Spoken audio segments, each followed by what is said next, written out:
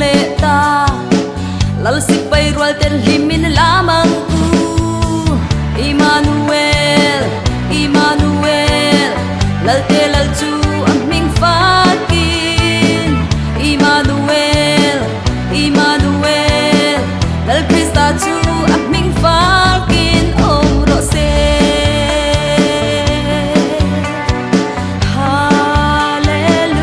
hallelujah lal palam liam siari akong te tingilin kan thiên luôn công khai hong ang hu chan dam tu pian cham hun lom hong ma yang Emmanuel Emmanuel lal te lal chu min fakin Emmanuel Emmanuel lal Krista chu min fakin om ro se